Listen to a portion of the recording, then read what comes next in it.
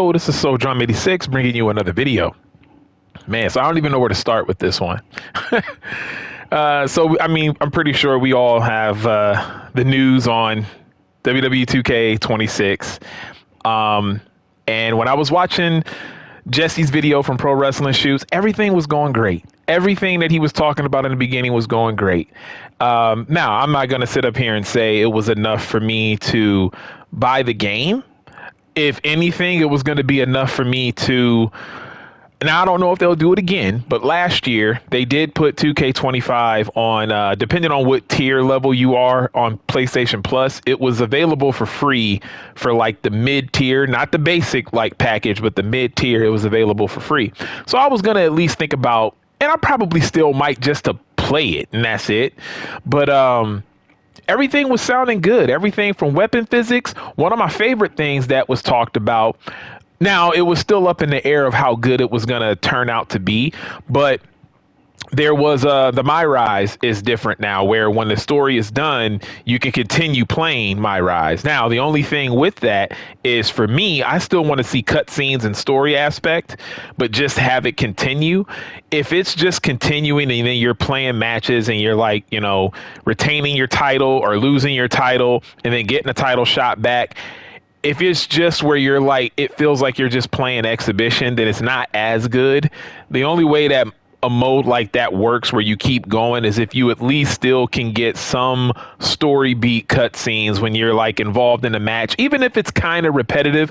I would personally like to see like promos in the ring, promos backstage. I would still like to see certain cutscenes play out if I'm going to continue with my Rise. But for what it's worth, hearing about how you can continue to play even after the story's done, that was intriguing to me. But we're going to get to the bad, because like there was a lot of good stuff, like little gameplay tweaks. Again, weapon physics, they said, I think like, so for example, if you throw the opponent into the steel stairs, it looks like they're going to hit the stairs differently and react to it differently. Thumbtacks, of course, are going to stick in the body. They're going to create marks and stuff like that. All good things. They still really didn't do much on explanation on like if there's more to universe mode other than just the draft, which that really might be it with some minor tweaks. I mean, who knows? But let's get to the bad. I swear it feels like companies, and I know that this is not the case, but I swear it feels like sometimes companies try their hardest to make fans give up on them. I really do believe that. Like, I know that they're in it for making money. They don't want the fans to go away. Trust me, I know this. But sometimes they do things that are so ridiculous where it's like, okay, you know that this is going to drive some people away, but they do it anyway. It's kind of like the real WWE. Ticket prices are crazy. You know what I mean? To go to any show, ticket prices are insane, not just for like your big PLEs, but for even a Monday Night Raw and SmackDown. Ticket prices are insane. You have the whole thing of like people just can't watch PLEs anymore if they have Peacock. Now you have to subscribe and pay that like $30 a month or whatever it is to watch the PLEs and all this other stuff. And it's like they just continue to do things that you would think is like, okay, it's just going to drive fans away. And 2K just did that. To me, in my opinion, I don't know. I know that there's still going to be some people that are excited about this game. But after hearing about what they did with the DLC model this year, I don't see how anybody can still just be like for this game. At this point, I really don't. Now, I know that in my videos, I've always said, like, if you like the game, that's cool. And that's your prerogative, like, to each his own. You can do that, whatever. But at what point do we get to the point where we just kind of have our line? What's the line to cross where it's like, all right, this is enough. Like, enough is enough. This is too much now. So first, let's kind of double back. So the special editions, right? They made us feel like the Attitude Era and Monday Night Wars was going to play like a big part in the game.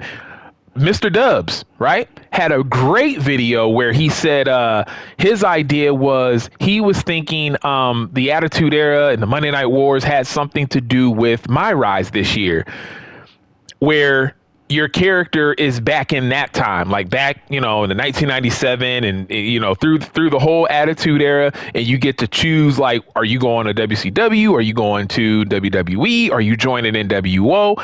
That would have been cool. That would have been something to almost make me get the game. So even though it was speculation and it wasn't anything concrete, his idea was so cool that I was like, oh, okay, maybe that is what it is, because I kind of figured that they wouldn't do two showcases. They're not going to do a CM Punk showcase and an Attitude Era showcase.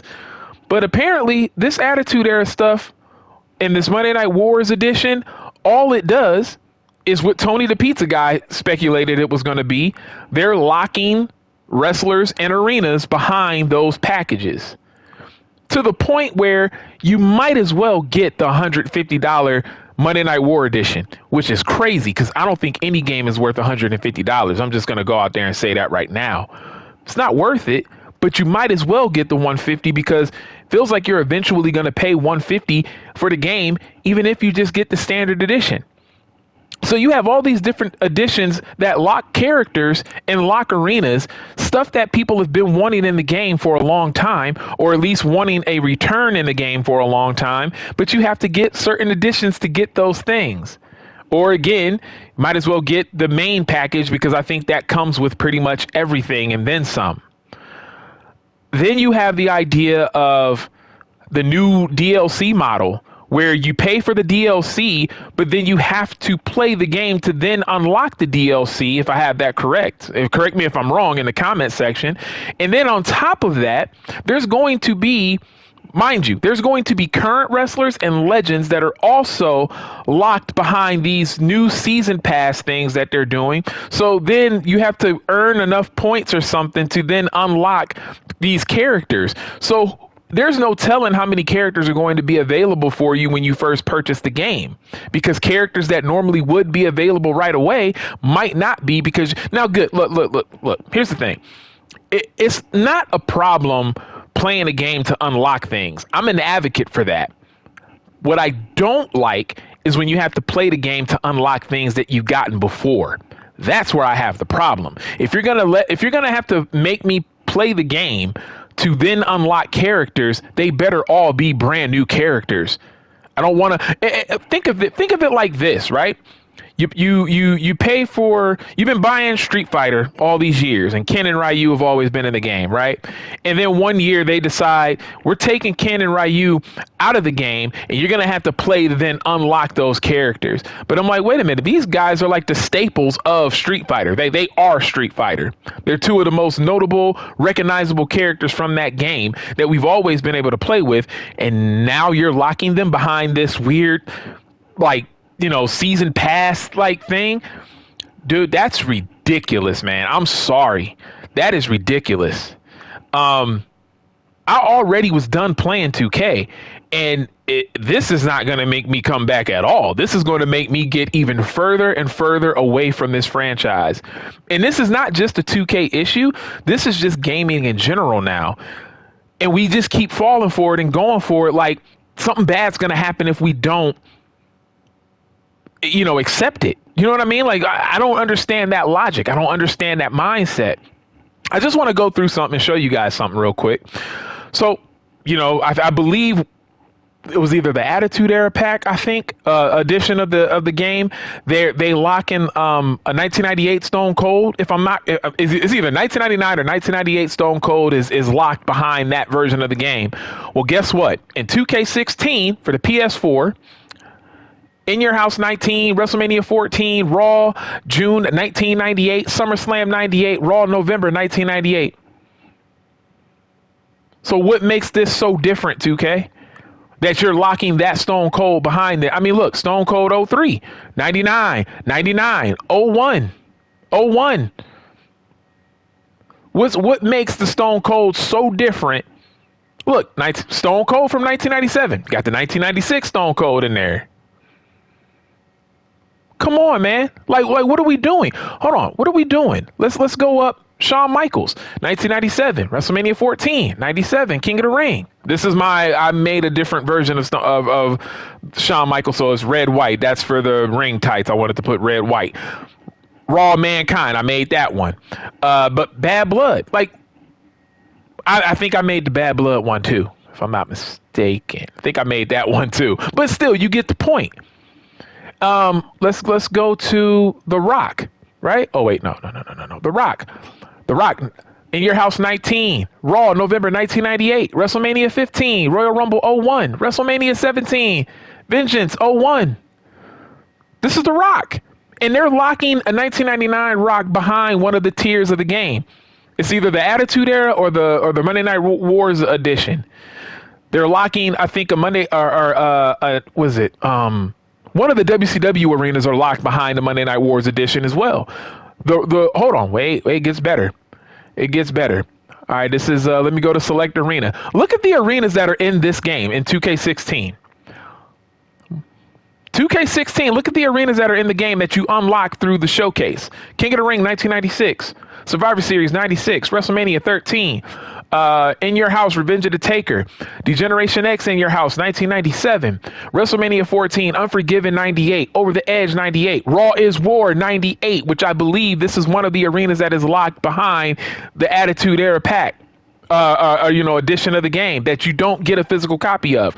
SummerSlam 98, Rock Bottom 98, St. Valentine's Day Massacre 99, WrestleMania 15, Backlash 99, King of the Ring 99, Raw is War 99, Fully Loaded, Royal Rumble 01, No Way Out 01, WrestleMania 17, Backlash 01. Look, do I need to keep going? Do I need to keep going? This is a 2K game.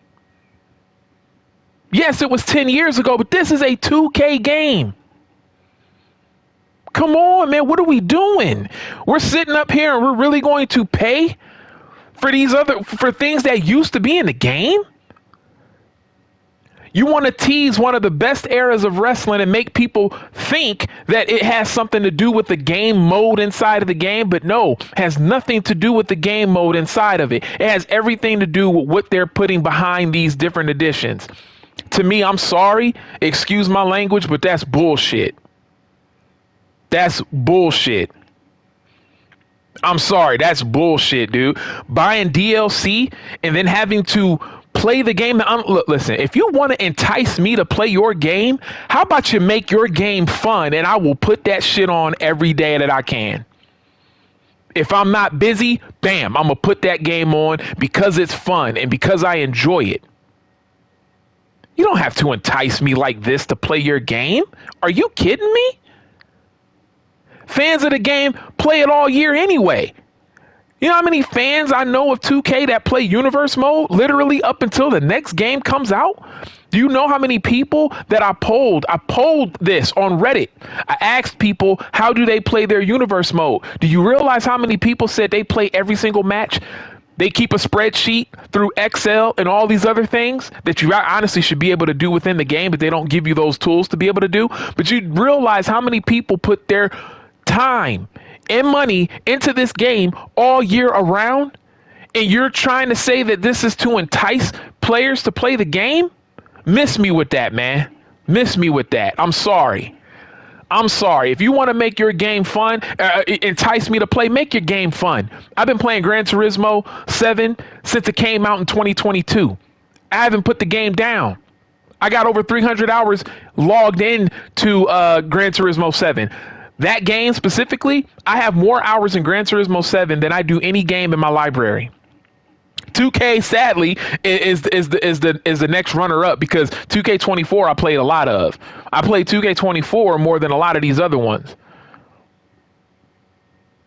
And that was because when I started getting used to the community creations and I was putting up a ton of gameplay for YouTube.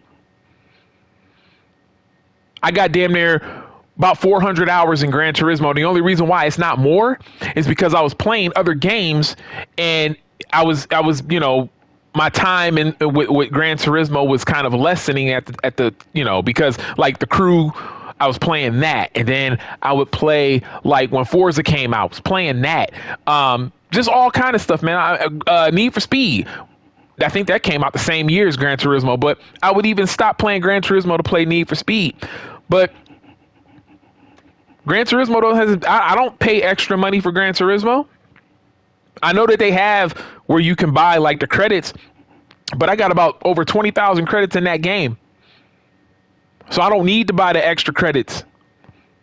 I get cars by doing all of the stuff that you do to unlock the cars in the game.